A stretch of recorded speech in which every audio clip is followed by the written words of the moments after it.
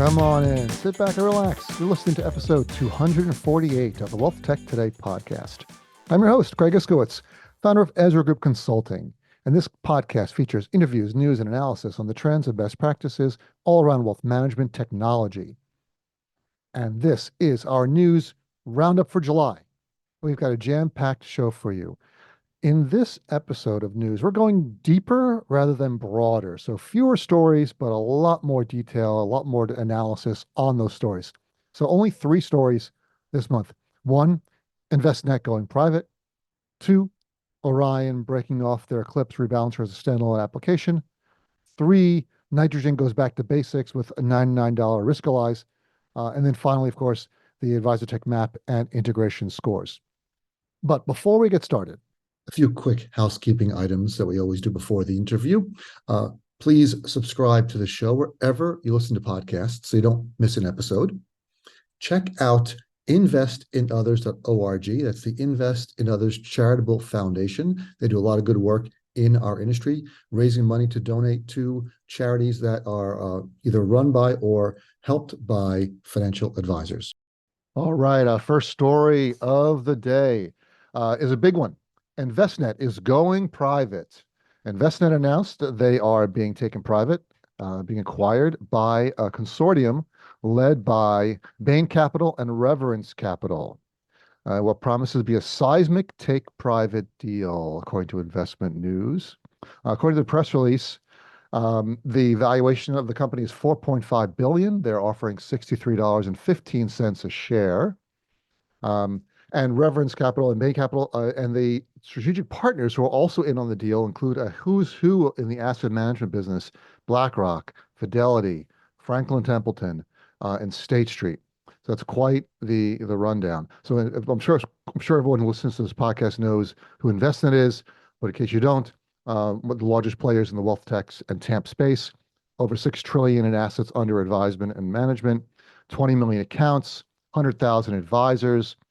17 of the largest U.S. banks, 48 of the 50 largest wealth management and brokerage companies. So a huge deal, big announcement. And joining me to discuss the implications of this deal is longtime industry consultant and partner at ICA Strategies, Felix Rivera. Felix, how you doing, man? Hey, not bad. How's it going, Greg? Excellent. Thanks for getting up early in the morning here to talk about this deal. So I just gave the rundown, which you knew, of course. What are your thoughts? So let's start with the financing and the strategic partners. I think it's kind of interesting, some of the strategic partners that are involved in this deal, because several of them had, in some way or another, some interest in either acquiring Envestnet or buying segments of Envestnet. So it's interesting how this deal is structured, in that at least 3 of the 4 main investors cited that are part of the deal have some vested interest in Envestnet, meaning either they were interested at some point in looking at the platform and acquiring them, or there are segments of the Envestnet business that they'd like to take on. Yeah, so BlackRock had invested $123 million a while back at a much higher valuation. So they've been underwater for a while. Yeah, I think the BlackRock one is more of an investment, a strategic investment for BlackRock to protect its assets that are on that platform, because BlackRock, obviously, with that initial investment, when that stock last November hit $36, I thought BlackRock would be in there kind of trying to strike the deal if they were really interested in buying the whole core platform. When they didn't do that then, considering they were underwater in that initial investment, it just kind of, at least from my perspective, kind of signaled that they weren't the bidding. They weren't the ones who were looking for really interested in buying Envestnet or acquiring Envestnet. But so to me, they're more of a strategic investment on BlackRock's behalf. Do you remember what year that was? I believe that was 3.5 years ago. I think it was maybe, you know what? It was right around the pandemic. So maybe time flies. It was 2018. Wow. Has it been that long? I was going to guess the same thing, like 2020, but no, it's 6 years, almost 6 years. You know what's funny? It's ironically, because I think about it, and it's like I was looking at some of the news pressings, some of the clippings that came out on this deal, and when it pointed out that Judd had passed away in 2019, Hmm. It doesn't seem like 5 years since he passed, but I guess, Yeah, time could be flying by. So, it's horrible. I mean, he was an incredible human being, and for phenomenal. him to go like that was just such a shock. What's interesting, so there's an article in one of my favorite publications, RIA Biz, from 2018 about the BlackRock investment, and it says the $6 trillion New York mega manager buys 5% stake. Oh, they're talking about BlackRock at 6 trillion. Okay, I thought they were saying investment at 6 trillion. Like it couldn't be 6 trillion back then. Yeah, If there's 6 trillion now. right. BlackRock had 6 trillion. Yeah, so Envestnet had 2 trillion in 2018. So they've tripled their assets under advisement in the last 6 years, Yes. which is pretty big growth. I didn't realize that it was that much growth since then. Yeah, no, they've had substantial growth. The problem is, obviously, the publicly traded company, pressures from shareholders, and like even when it went public, it had been on a run where the company was growing at like 40, 50, 60% a year, Mm.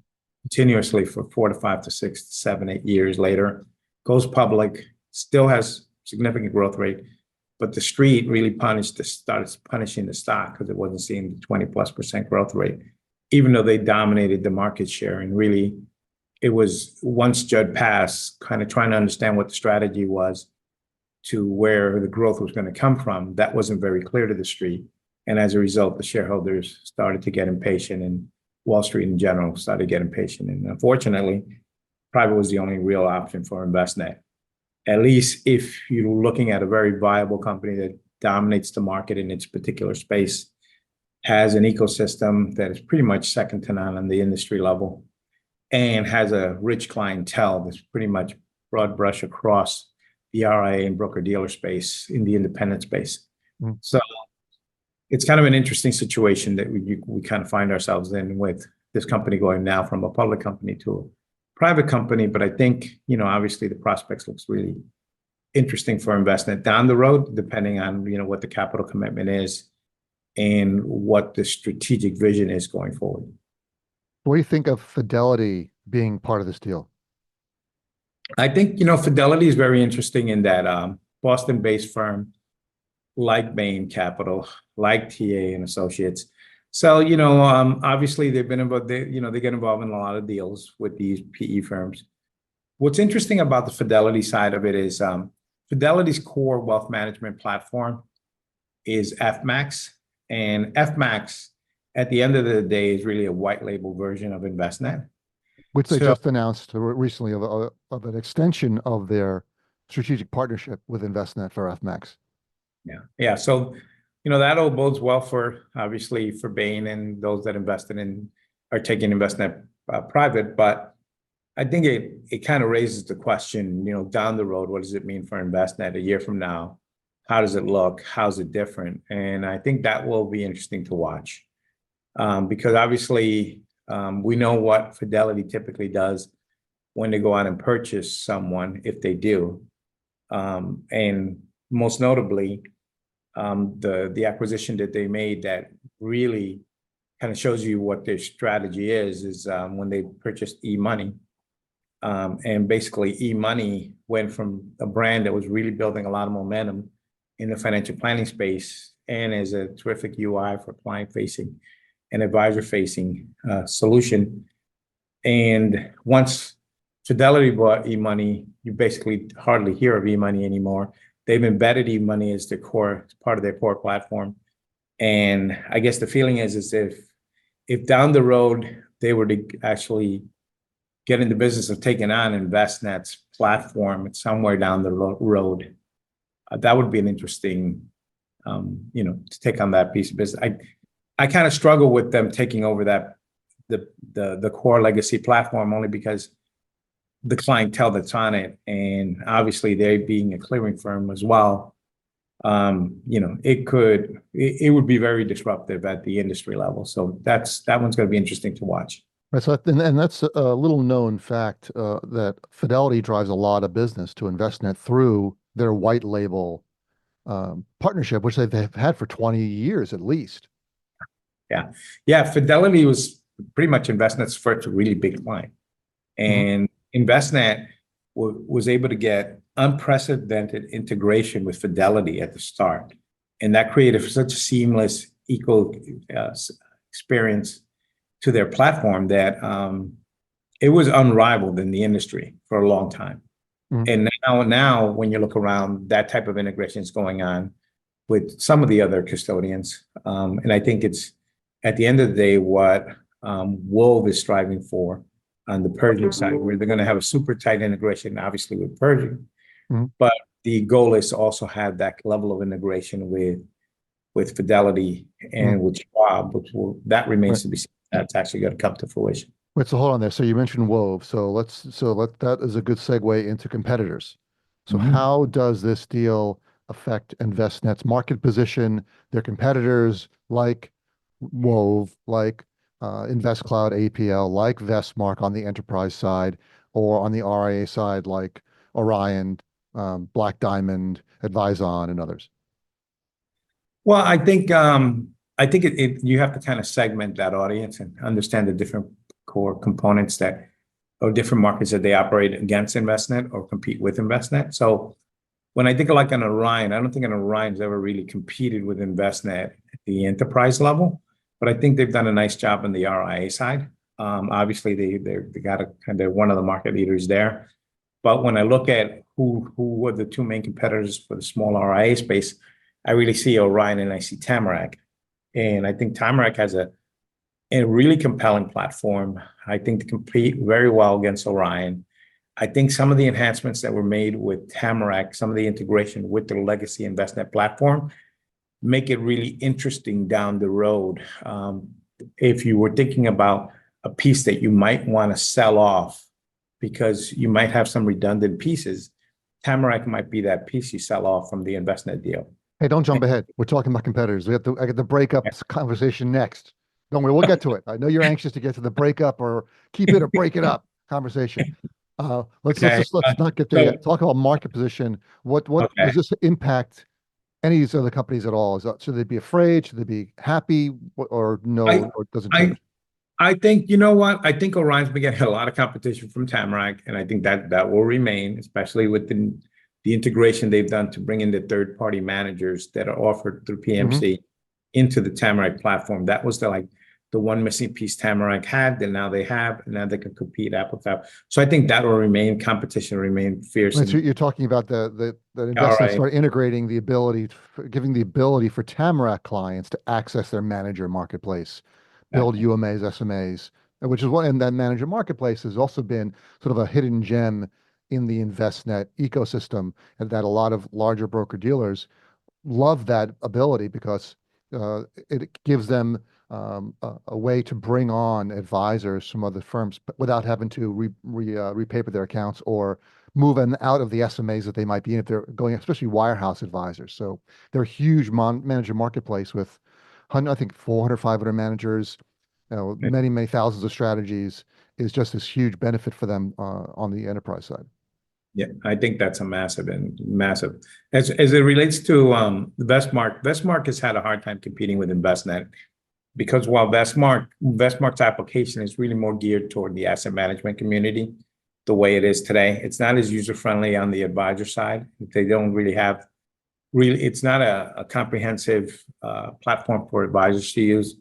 So, and it doesn't offer the full array of wealth offering and services that the Envestnet platform can. So I don't really see them competing there. I think that'll remain status quo. I think they'll continue, Vestmark continue to go after that APL business and that asset management type business, and Envestnet will continue to cater to the enterprise, to the larger BDs and the largest RIAs in the market, as well as banks. As it relates to, some of the other competitors, I think a lot of the other competitors have all been falling short relative to Envestnet. Because of the fact that the offering is so broad and it has so many services they can offer. I mean, when you go to Envestnet today, it's pretty much you're getting an a la carte menu and you're basically creating your own wealth experience and you're just picking which services you want. And they're the only platform on the street that you can really make that claim for, where they can offer the broad array of services. There's really no one out there that offers the breadth of services that Envestnet does today. Yeah, and you and I partnered on some deals, especially this one that was announced. This is not a secret. It was announced last year that First Command based in Fort Worth, Texas, $40 billion broker-dealer, is moving on to the Envestnet platform, and we're helping that. We're spearheading that project. And there really wasn't any other vendor that they were looking at the time that could handle, as you mentioned, the scale and breadth and depth of not only the platform, but the outsourced capabilities to run it as well, besides Envestnet. That's correct. I mean, at the end of the day, everybody else is still falling short. And unfortunately, that's kind of where we find ourselves at the industry level. And Envestnet has the most complete solution in the marketplace. Orion's been trying for years. I know TA and Associates has made a big investment into Orion. They have made up some ground. The problem they've had is getting enterprises to take a chance on adopting them.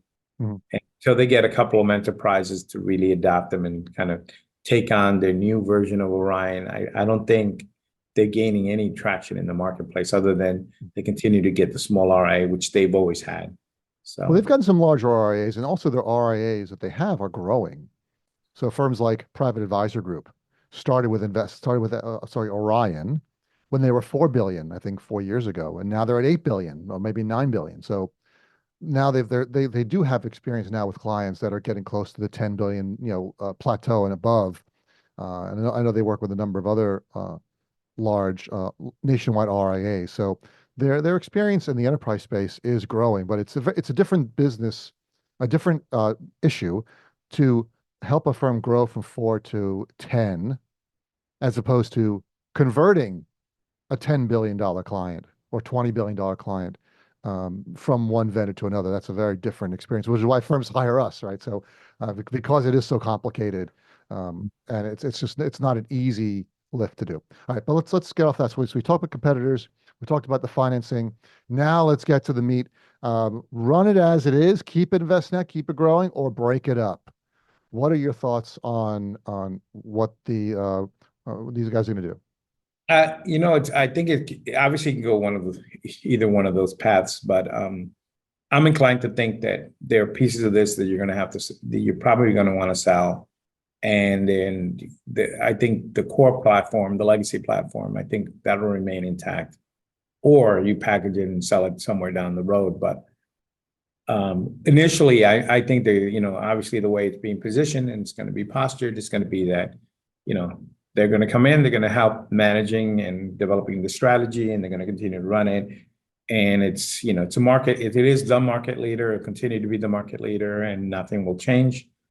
But those of us that have been kind of watching, typically when PE firms get involved, what typically happens, the deal will close at the end of the year.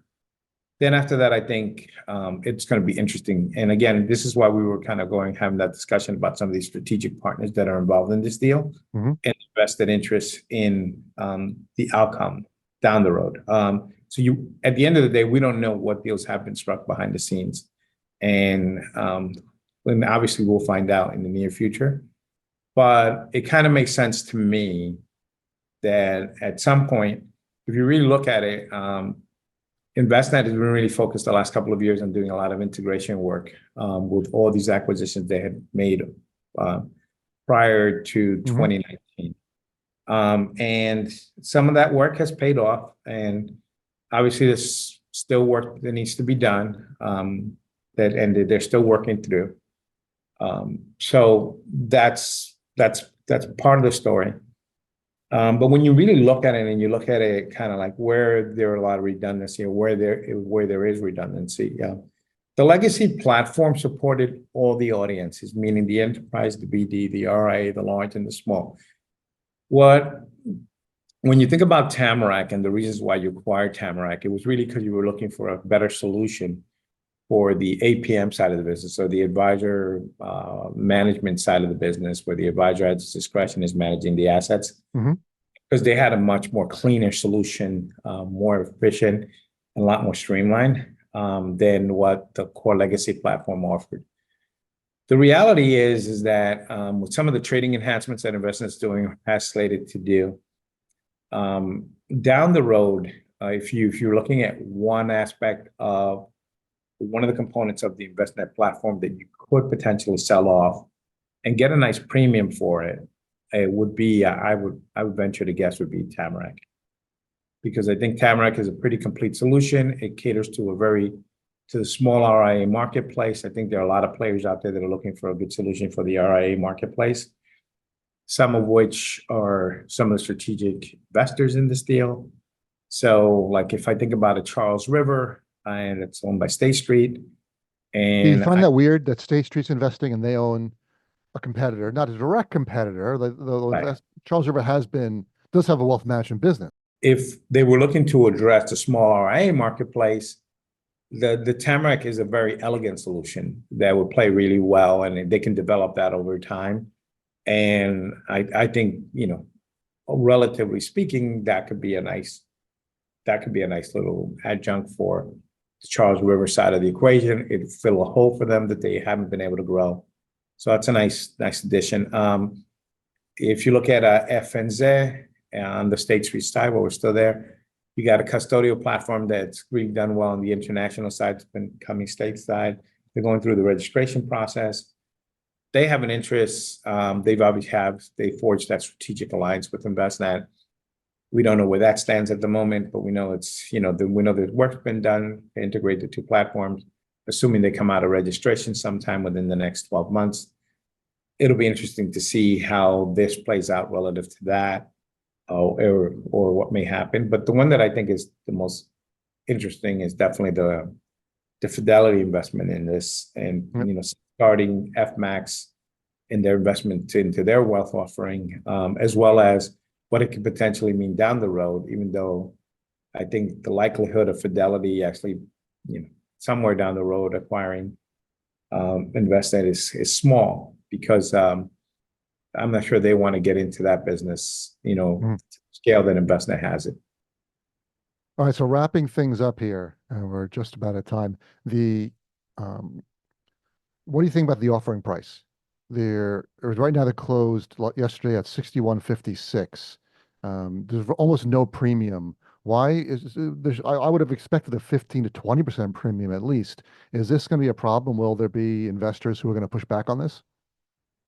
I think there's a possibility of that, because it's kind of like when you look at what's happened to the stock price of Envestnet and where the pressures come from the board and some of the shareholders. You kind of have to wonder why there wasn't a much bigger premium into this deal. I mean, at the end of the day, they do have, as you stated earlier, they're a dominant market leader in the space. Granted, they're not getting you the multiple that you would typically associate with a fintech company. So, you're not going to pay up if the company's not growing at 20+% a year. But they have a solid revenue base. They're behemoth, and they've built a strong foundation. They're solid. I mean, at the end of the day, they're a solid company that you would have thought would command some premium over where it has been trading for the last 2 months. Do you think that there's any, sorry to interrupt you, do you think there's any synergies there, or any maybe reason Reverence got in the deal, since they also own Osaic? Well, they own a 10% stake in Osaic. No, they own Osaic. They have a 10% stake in Case. So they own Osaic, formerly known as Advisor Group, one of the largest broker dealers in the country, which is also one of Envestnet's largest clients and longest clients, over 15 years on the platform. So that also some reason why they wanted to get in? Yeah, I would think it's protecting their interests, right? Because it's a lot of these, like if you look at all these players, there's just so many of them on this deal, which is so unusual, I think. And I think a lot of them are just literally protecting their interests, because they know how disruptive it would be, depending on where the pendulum swings with legacy Envestnet down the road. So Let me throw one more idea at you.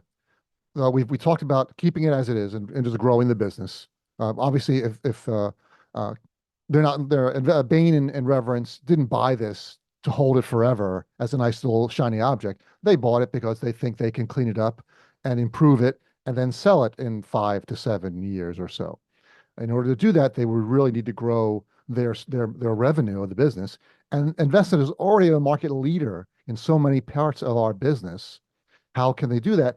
So we talk about them breaking it up. We talk about them running as it is. What about them doing some sort of crazy merger like going out and buying something else and then merging InvestNet. Here's a crazy idea. They're going to go out and buy FNZ and merge it with InvestNet. They're going to go buy, OTA's been looking to take Orion public or sell Orion. They take Orion, they merge that. Even they don't sell Tamarack, they buy Orion.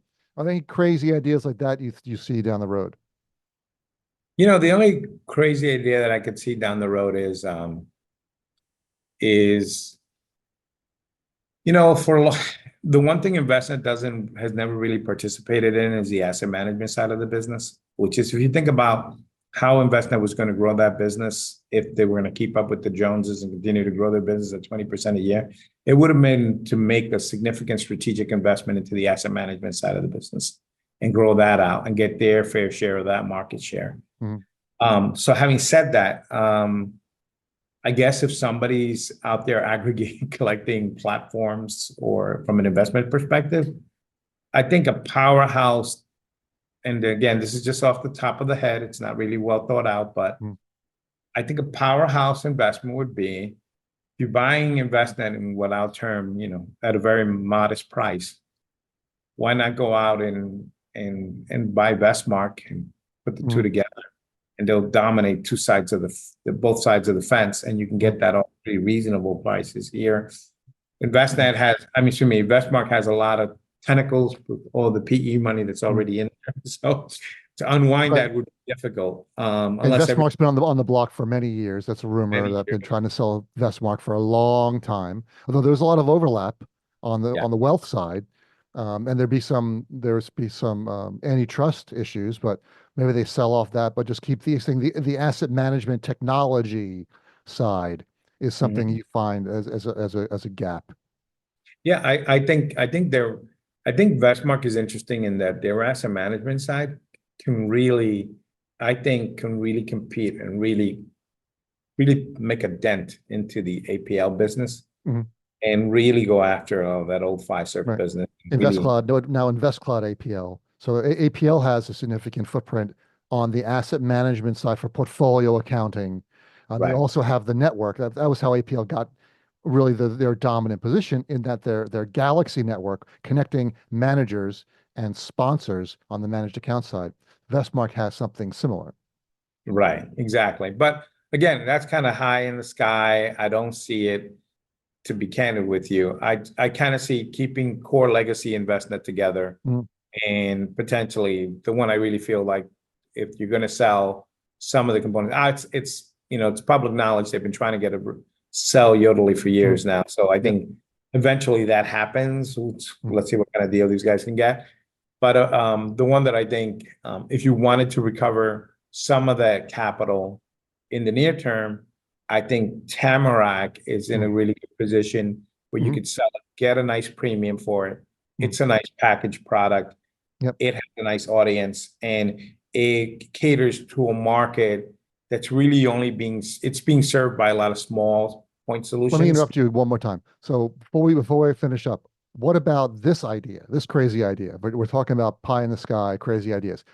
Make InvestNet a global wealth management powerhouse, like buying FNZ, because FNZ has very little footprint in the US, right? So that's one crazy option. They're a crazy large company. Temenos, another company that they could buy that has a large footprint overseas and not much in the US. Avaloq. What do you think of that? That turns InvestNet into a global player and gives them access to that other market. I think I think InvestNet has two paths to go to grow. One is go after that asset management business. Two is to go global. I think before he passed, that was something that Judd had been exploring. I know it's fallen. I haven't heard him mention any of it since passing, but that was the next logical step for InvestNet to go. And I think with their ecosystem, we're not saying it's simple. We're saying because, there are a lot of challenges that get introduced when you go into these different markets, how they operate. And it's significant amount of change between the languages, the cultures, and you need multi-currency.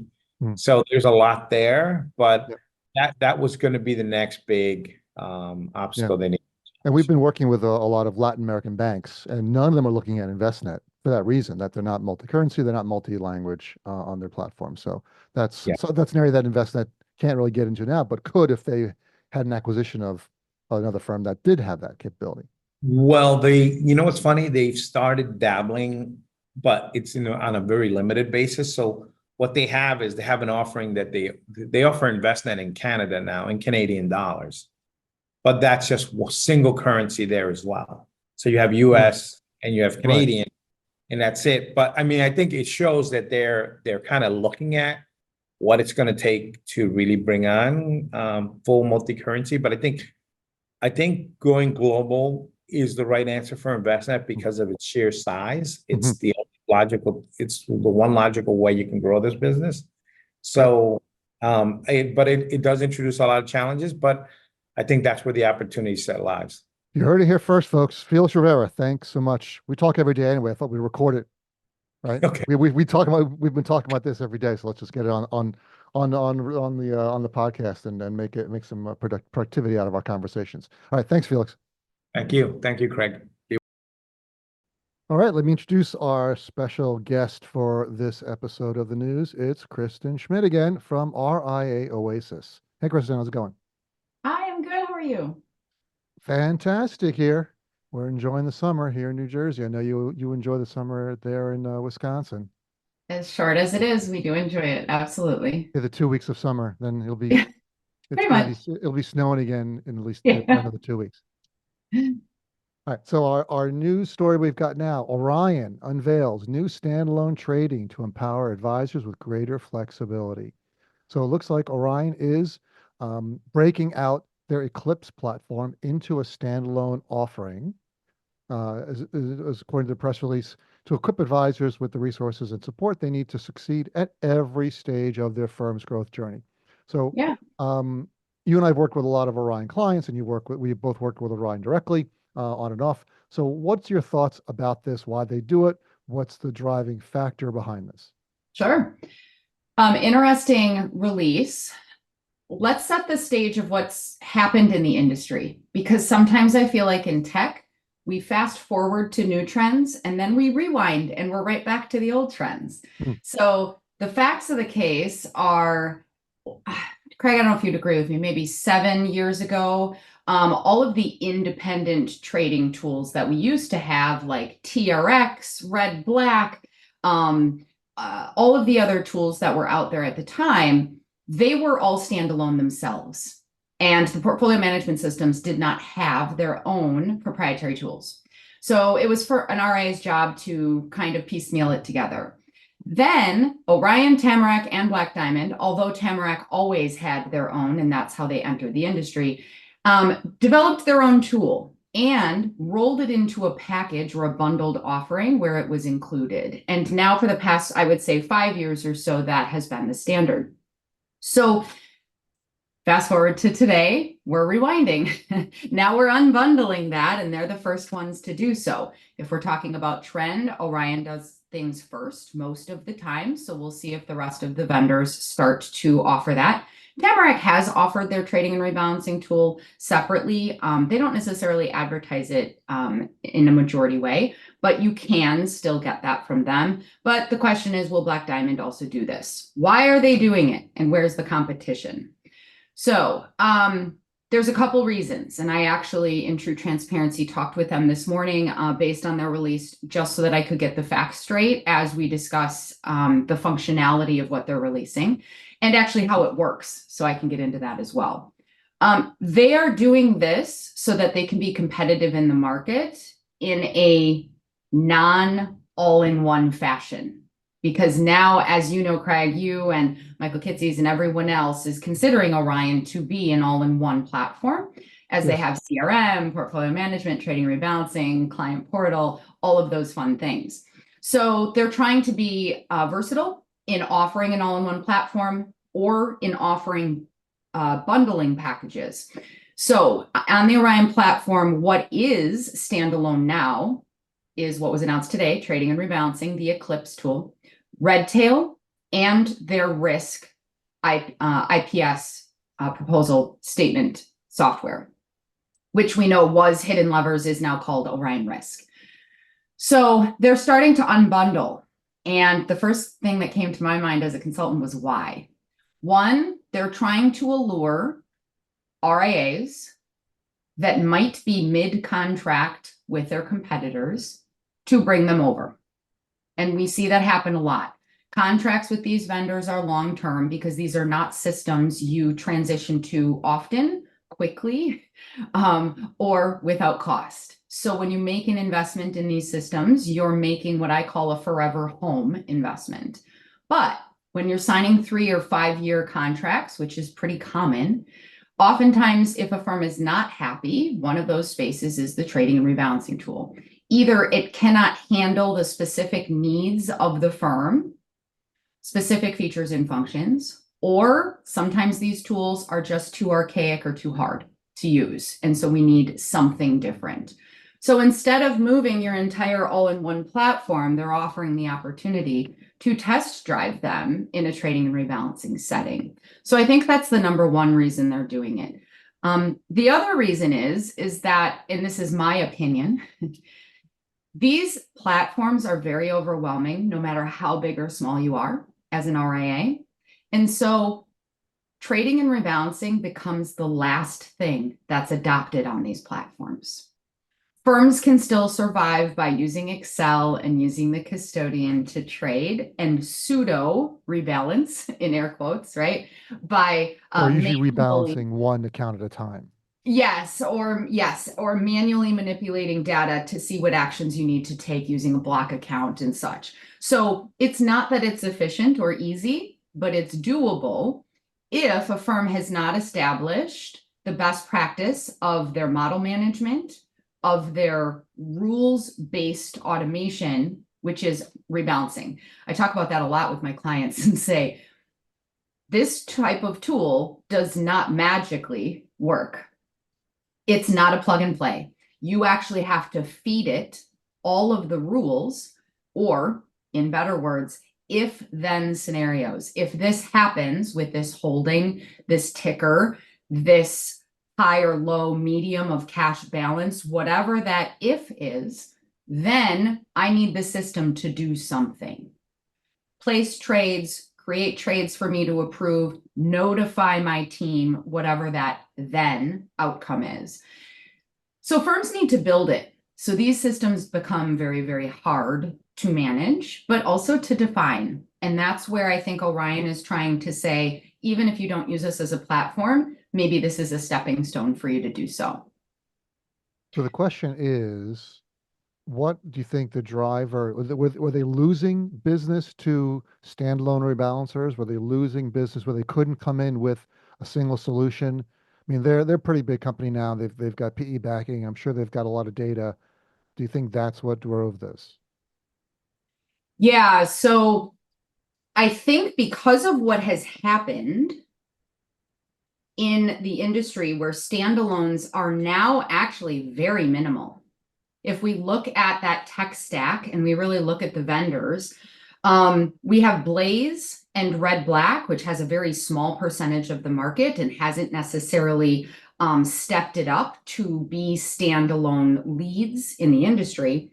We have iRebal, obviously, purchased, and optimized by TD Ameritrade, and now a Schwab product, which is kind of in question as to whether that product is going to still be free and still be sole custodian to Schwab, right? That's the pluses and the minuses. It's a great tool, but it stands with its custodian that owns it. So the question is, will it become multi-custodial in a sense of becoming competitive? And then you have kind of that standout of Flyer, which traditionally is used for a lot more complex, larger firms who are also looking to in-house a lot of the feature function capability instead of, and that's usually for a lot of the larger RAs that we see in the industry, while you're also tagging on other tools. So with that said, the standalone market is pretty small and not very competitive. The competitive market that's out there still is Orion's Eclipse. Black Diamond owns their own. It just doesn't have a name. Tamarack has their own, and they're traditionally used within the full platform package offering. Orion's the first one to disconnect it and unbundle it. You do have Morningstar, which bought TRX many, many years ago, a great tool, but owned by them. So a little beholden to that platform in a sense. And then you kind of have that standalone story we heard about a while back of Advisor Peak, which was bought out by Adipar, but is pretty much put on hold from what we've heard on their platform as far as a full rollout. So not a lot of standalones left, but it's an interesting piece to have Orion become standalone, and we'll have to see what everybody else decides to do in the industry. Now, what about an up and coming firm that's been gathering a lot of market share? Advizon. They built their own rebalancer. They did. They did build their own rebalancer. Advizon is traditionally hitting the smaller market currently, just as they grow. They certainly do have a lot of larger RIAs, but in a sense of market share, is just kind of branching out. This does come down to feature function within these tools. So you'll hear a lot of firms say, it doesn't fit for me because I have alternatives. It doesn't fit for me because I have REITs. It doesn't fit because of, I mean, we could go on to penny stocks and all the things we like to do. Also, depending upon how you trade in a sense of household level, account level, holding level, like registration level. So the recipes of how you trade and your intentions of using are very important for a firm to identify before they start making decisions on what system is best for them. But to your point, this allows a firm to cross-pollinate their decision. They can be a Black Diamond user, potentially, and utilize the Orion trading tool standalone if interested. Now, real quick on the side of how this works, I'm a logistics and implementation person. So how does this work? Technically, you can be on another platform and use the Orion trading and rebalancing tool called Eclipse by tapping into your custodian. So it's not as if any integration needs to be made by the competitors. They tap in directly to Schwab, Fidelity, Pershing, and ultimately all they need are your holdings, right, in order to make these executions STP, straight through processing, and other features available. They will be onboarding you just like any vendor would be. About, they estimate it's a 6 to 8 week onboarding. That depends on how much you have your room in order, your rules in order, and everything defined. So they onboard you in what they call household trading. That means you need to set up your accounts within households or within buckets in order to identify then the modeling and the rules-based functions that need to be built. Mm-hmm. But it does create a little bit of freedom. Keep in mind, though, what are the negatives? One, you're at the mercy of having multiple custodians and needing to manage, or excuse me, multiple vendors and needing to manage those relationships. Mm-hmm. Also, currently with, let's use Black Diamond as an example, you are paying for their trading tool because it's bundled, whether mm-hmm. you use it or not. So you have to look at your costs and see if the extra cost of a standalone tool is worth it for your firm. All right, so I've been admonished by our producer, Alana, that we need to keep our segments shorter, because you and I never stop talking. I know. Last month we did like a great habit, isn't it? It is. Well, we talked about that's the problem. All right, so wrapping this segment up, do you see this being a trend? Will InvestNet make Tamarac available? Tamarac's already available. Make the rebalancer available standalone? Will Morningstar make TRX standalone? Will Black Diamond will other vendors follow suit with what Orion is doing, or it's just what they're doing? I think it's a wait and see. I wish I had my magic 8 ball. I'm going to make you guess. What do you guess? Yeah, what do I guess? Shake it up. As we've seen in the trend, we have seen everybody else follow slowly but surely. I don't think it'll be immediate. For example, Orion was the first to release Eclipse as their own proprietary trading tool, and within 18 months, Black Diamond released theirs. Tamarac already had theirs, but they bundled it accordingly. So we have seen the trickle effect. I don't know if this will be a trend or if this is just a way for Orion to differentiate themselves as a platform versus standalone opportunities. You heard it here first, folks. Okay, awesome. Thank you, Kristen. Absolutely. Thank you. Okay, the next story. Nitrogen simultaneously launches integrated software products for financial planning, investment research, and risk alignment.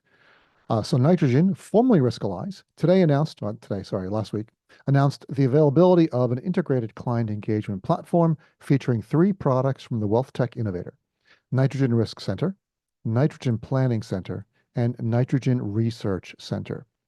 This is from the press release. The products are available to solo advisors a la carte as an annual subscription or as a team solution with accounts-based pricing for growing RIAs. Nitrogen also announced the availability of the Riskalyze plan, the industry standard risk tolerance and proposal generation tool for financial advisors at $99 a month. So this is the first big announcement / product launch since co-founder and CEO Aaron Klein left the company last year and was replaced by current CEO Dan Zitting. So very interested in breaking down this announcement. So the last year, of course, was a big year for Nitrogen as they rebranded from Riskalyze last May at their and announced that big launch, and then Aaron Klein stepping down as CEO, as well as after he stepped down as CEO, we announced him as an executive in residence here at Ezra Group. Woohoo! Yeah, yes. And so we're still working with Aaron there, and so last year was a big year. And this year is turning out to also be a big year because there's a lot to this announcement. The firm has been really slowly morphing over time away from their core risk tolerance software into really an all-purpose application that does a whole lot more. They've constantly been releasing new applications, new tools that are all around the different aspects of the beginning of the client relationship and the onboarding process. They've always been doing things like sending out messages. They have their email function where they can do a quick client survey and gain some information about the sentiment of clients, meeting tools. They've built some light financial planning tools. So slowly adding more features and functionality to their platform. And then last year when they rebranded as Nitrogen Wealth, and by the way, I predicted this name change back in February 2017. That's way back when. It's 7 years when Riskalyze launched their autopilot platform and a model marketplace. I predicted they're going to have to change the name because they can't be Riskalyze anymore. They're now doing so much more. And I was a little 7 years or 6 years early, but I did predict that. Now, I've also noticed a slight pivot in that they've in the announcement last week, they claim they pushed themselves as a client engagement platform, whereas last year when they announced the rebrand, they were a growth platform. So not unusual to do that. I was a little confused about what a growth platform was, but I do know what a client engagement platform does. And you can see the growth in the expansion of their messaging and their platform as they've expanded. Whereas now you look at their website, their platform is described as a client engagement platform, and the use cases right on the homepage. Number 1 use case is generate leads, not risk, but generate leads. Number 2 is quantify risk tolerance. Number 3, reframing client expectations. So Nitrogen is one of the best marketers of software in the wealth tech space. So if they're putting generate leads as the first use case, that must mean they really believe that the power of their platform, one of the most important parts of the platform is generating leads. See, the platform has morphed over the years, as I mentioned, and now their product set is listed as 6 different products. 1 is Riskalyze, 2 Risk Center, 3 is the Research Center, 4 is Planning Center, 5 is Command Center, and 6 is Marketing Center. That's listed on the website as the 6 products. So interesting allocation and consolidation and bundling of these products. And full disclosure, Nitrogen Wealth has hired Ezra Group, our company, a number of times for product strategy, competitive analysis, pricing analysis, things like that. So we can see a little bit of our handiwork in this announcement, some of the recommendations we made. So really proud that we got to provide some input there.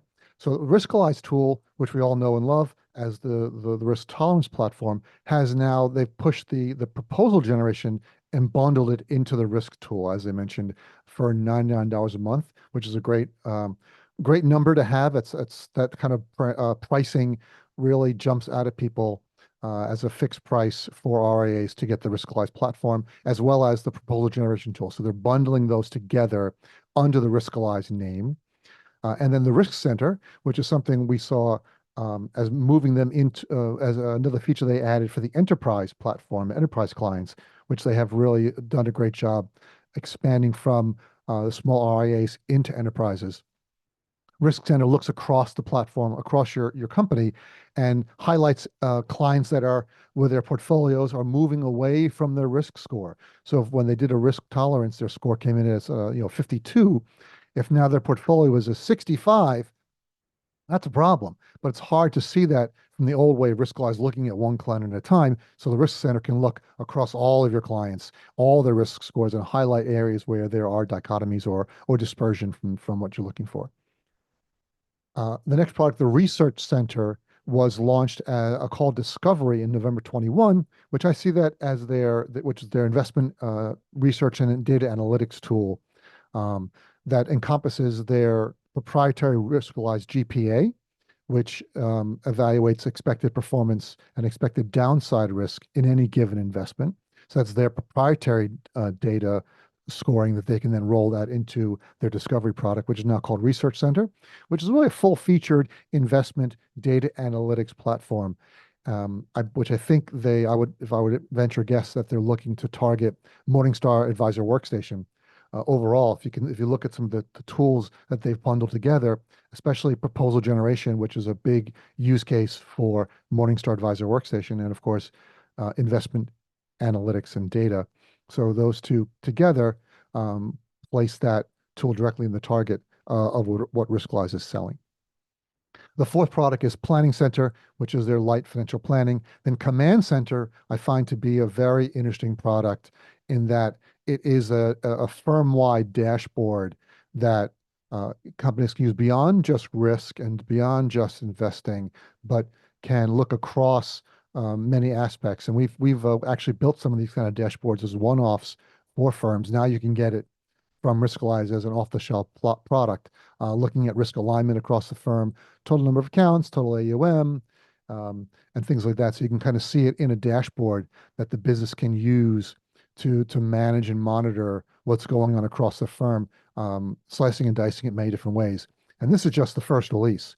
I would imagine there'll be a lot more features, functionality coming in this Command Center, which really pushes Riskalyze away from just these standalone tools into more of managing the business, having RIAs and broker dealers rely on Riskalyze as a business intelligence tool and a business management tool more than just even client engagement. So there's a lot of room for them to run with the Command Center. And finally, Marketing Center. I also take a little bit of credit for this. I was talking to Aaron and his co-founders at least 5 years ago, and basically, blowing some smoke that you guys are great at marketing. And we see a lot of applications out there, a lot of software vendors who are very bad, have great products, but if you don't know how to market it, no one's going to really understand what you do and understand why you are better. So it's not a build it and they will come. You have to build it and know how to market it. So I always saw Riskalyze, now Nitrogen, as being premier marketing experts. So I suggested, why don't they lend some of their marketing expertise to their clients? And they laughed about it, but then they thought about it and they launched Marketing Center. And that this is a tool, again, it's a light marketing tool, enables firms to brand and white label marketing assets, a lot of content like emails and newsletters and one-pagers and things. So again, this is also expanding. And a lot of other vendors are launching these kind of marketing platforms that don't directly compete with the standalone digital marketing tools, but sort of lightweight for firms that maybe can't afford to bring in a full digital marketing platform.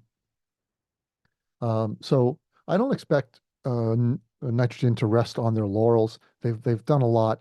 We really like their announcement with these different rebrandings of their tools into these different centers, the pricing, the availability of Riskalyze now a la carte. I know a lot of firms were asking for that and that they didn't want the full platform. Not that it isn't a great platform, but not everyone wants that all-in-one solution. We see this a lot when we get asked about pricing analysis and go-to-market strategies, sometimes it's better to go with an all-in-one price, depending on who your client target audience is and what your capabilities are. And sometimes it's better to have a la carte pricing and give your clients the ability to pick and choose what features and functionalities they want if they only want specific ones. It also gives you the ability to plug into clients and get your foot in the door where you may not have been able to in the past. If you only have an all-in-one, that's it. If a client only has a gap here or there, you can't help them. If you do offer some a la carte features, you can plug in, and they're very well integrated, which Nitrogen has always been very strong in their integrations, which you can see in the Ezra Group WealthTech integration score. So we expect them to continue to grow and continue to grow wallet share, because I'm sure a lot of their Riskalyze clients, which I know was over 25,000 advisors using the Riskalyze platform, don't have necessarily this client engagement platform, these other tools, the research center, the planning center, the command center. So a lot of room for them to run in cross-selling and growing wallet share from their existing client base. All right, now we're at my favorite part of the news. We're going to talk about the AdvisorTech map and the Ezra Group WealthTech integration scores. Now, this month for this news update, I actually don't have any news for the AdvisorTech map because I read it last month. Michael and I meet once a month to review new applications that want to get into the map, also talk about changes to categories and other aspects of making the map more of a useful tool for wealth management firms. But we don't always line up with when I'm doing my news and when we have our meetings. So we had our meeting later last month, and it lined up with my June news, so I reported it then. So our Michael and our July meeting hasn't happened yet, and I'm recording the news now. So we don't have any updates for the August map. I'll have them for the August news report. But we do have integration score updates. We have done a full review and now an overview of all of the applications, over 524 products in our database. We had made some changes to the methodology over time. We launched this research over 2 years ago, back in 2022. And since then, we have done some tweaking to the methodology, but we didn't do it across the board to all applications because it was a lot of work. We only did it as new applications came in. But since then, we realized things were diverging a bit. So we did a full review, had the team go through all 500 plus applications and make sure they were updated with the latest methodology. So I'm just going to go through a quick couple of changes that we made so you can understand. Number one, breadth criteria. So since when we launched the research, there were less than 400 applications on the AdvisorTech map. And since then, we've added over 125 applications, 130 applications, and expanded 12 more categories or 20 more categories. So we've got, I think, 50 categories now on 524 applications. So that changes the breadth criteria. And this might be a little bit confusing because breadth is a relative score. Because each category has unique breadth needs. Some categories require more integration, some require less. We don't want to compare them to each other. So we only compare applications in the breadth criteria inside each category. What this means is when sometimes Michael and I merge categories or move applications into different categories, that can change your integration score, even though the number of integrations you have may not have changed. Your breadth criteria, because it's relative to the other applications in your category, may change. Now, breadth is only 25% of the score, which is 2.5 out of 10. So it should be a minor change if an application is moved to a different category, but it will change the score. We adjusted the breakdown in the criteria. When we first launched the scoring, it was 60% depth, 25% breadth, and 15% usability. And then we realized that wasn't quite the right breakdown because usability really encompasses how well a vendor has built out their APIs and all the supporting information around APIs. And we felt that APIs are becoming much more a part of more firms' capabilities, and more firms are relying on APIs as they're building out dashboards and workflows and other tools. So we felt APIs needed a bit more weight. So we took 10% away from depth and put it onto usability. So now the breakdown is 50%, 25, 25. We expanded the usability questions. So when we first started, we only had a couple of questions around usability, and we felt that wasn't really capturing all of the robust support that is required for APIs to be useful. And as consultants in the industry for almost 20 years, we have seen a lot of vendors who shall remain nameless who claim they have APIs, but when we go to try to use them, we find out either A, they haven't been tested, B, there's no documentation for them, or there's no sample code, there's no developer sandbox where we can test things, which makes it very difficult for us to get usage out of those APIs. So we added more questions in our questionnaire about how the vendor is supporting their APIs, what documentation they have, what the platform is. So those questions will drive the usability score, which is, I mentioned earlier, 2.5 out of 10. If you are a vendor and you have not filled out a vendor scoring survey, integration scoring survey recently, please reach out to us at integrations@ezragroupllc.com, and we will get back to you with a link to the survey, and you can update that. And that will almost always increase your score because there's probably some integrations or some capabilities we don't know about if they're not on your website. So giving us that information will usually increase your score. There is a part of the methodology around key applications. The reason we created the key applications list is we wanted to encourage vendors to build integrations to the most popular applications, which just makes sense. If these applications are the most popular, then building integrations to them will give you the most breadth, will give you the most access to other firms and make it easier for you to for clients like our clients, RIAs and broker-dealers, to build out better internal applications or dashboards or portals and things. So the more integrations are integrated, systems are integrated with each other in a big mesh, the better. So we built a list of what we call key applications, which, how many it is? I think it's 20. A second, let me just add this number up here. Change this to numeric rather than bullets. And there are 24 key applications, and you can see the list on our website, ezragroup.com. And so applications of the 524 that integrate with these 24 applications will get a higher score. The reason we have the key applications is because we felt that having them would make it more transparent as to why we're trying to drive connections to them, and we increase the scores slightly. There's a bit of a weighting towards the key applications. So if you had integrations and you didn't integrate to any of the key applications, another vendor that had the same number of integrations as you have, but maybe half of them were with key applications, would get a higher score, even if those integrations are at the exact same levels, because they are with key applications. So the key applications is going into effect, so that will slightly change product scores, whether or not they integrate with these 24 key applications. So check them out on our website, ezragroup.com. And finally, a couple minor points. We added Zapier integrations into our scoring, since more and more vendors are leveraging the power of Zapier. I know we use it a lot here at Ezra Group, both for our clients, integration projects we do for our clients, as well as internally. We've been using a bunch of Zapier integrations, a bunch of Zaps to connect into Outlook, into and out of Outlook, into and out of Asana, into and out of our marketing platform, which is called SharpSpring.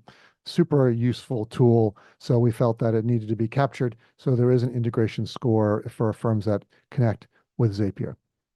And finally, if you are a vendor out there with a WealthTech product and you have a score that we have scored you and it's 6.0 or above, you are eligible for the WealthTech Integration Score Recognition Program. What this program gives you is the licensing ability to use a beautiful badge that says Ezra Group, certified integration score, that you can use on your website, marketing materials, email, social media, anywhere you like, as well as getting you access to other exclusive program benefits, such as time with our integration team. So you'll get quarterly meetings with them to help you understand more about your integrations and help you improve your integrations. You'll also get access to our quarterly private research webinars.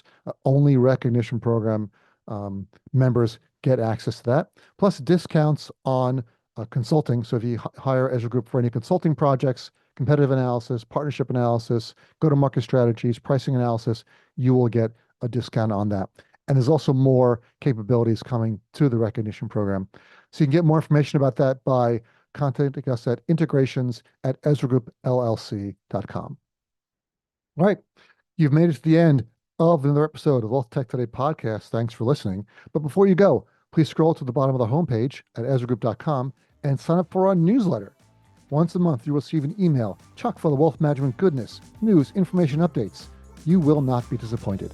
Thanks again for listening, and talk to you all again next time.